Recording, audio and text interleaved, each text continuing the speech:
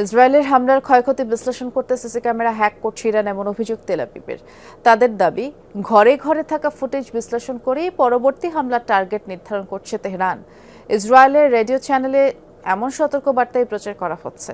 এরই মধ্যে ইসরায়েলিদের দুর্বল পাসওয়ার্ড পরিবর্তন করার আহ্বান জানিয়েছেন নিরাপত্তা বিশ্লেষকরা। জেনেক্সে শিফট করো, লাইফকে লিফট করো। নিরাপত্তার জন্য ঘরে ঘরে বসানো ক্যামেরাই এখন ইসরায়েলিদের জন্য হুমকির কারণ হয়ে দেখা দিয়েছে।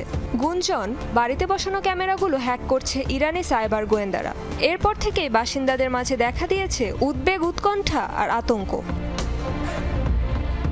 গেল সপ্তাহে তেল আবিবে ইরানের মিসাইল আঘাত হানার পর থেকে ইসরায়েলের এক সাবেক সাইবার নিরাপত্তা কর্মকর্তা রেডিওতে সতর্কবার্তা প্রদান করেন।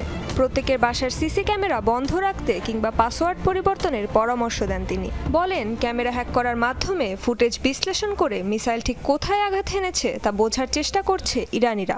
এসব তথ্য বিশ্লেষণ করে ইরান ভবিষ্যতে আরও নিখুঁতভাবে হামলার পরিকল্পনা করতে পারে বলে ধারণা করা হচ্ছে।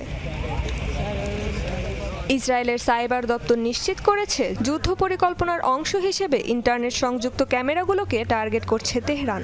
সংঘাত শুরুর পর থেকে বারবার ঘটছে এ ধরনের হ্যাকিং। অবশ্য পূর্বেও এ ধরনের হ্যাকিংয়ের শিকার হয়েছে তেল আবিব। 2023 সালের 7 অক্টোবর হামলার আগে হামাসও ইসরায়েলের সীমান্ত এলাকার ব্যক্তিগত ক্যামেরা হ্যাক করে তথ্য সংগ্রহ করেছিল। হাজার হাজার সরকারি ও ব্যক্তিগত ক্যামেরা বছরের পর বছর গোয়েন্দা কাজে ব্যবহৃত হয়েছে বলে জানিয়েছিল ইসরায়েলের সাইবার প্রধান। তুলনামূলকভাবে সস্তা ও সহজলভ্য হওয়ায় অনেক ইসরায়েলি ঘরে নিরাপত্তা ক্যামেরা ব্যবহার করে থাকেন। তবে এ ধরনের ডিভাইস সহজে হ্যাক করা যায়, যার মাধ্যমে সেনা বা নিরাপত্তা বাহিনীর অবস্থান শনাক্ত করতে সক্ষম হয় শত্রুপক্ষ।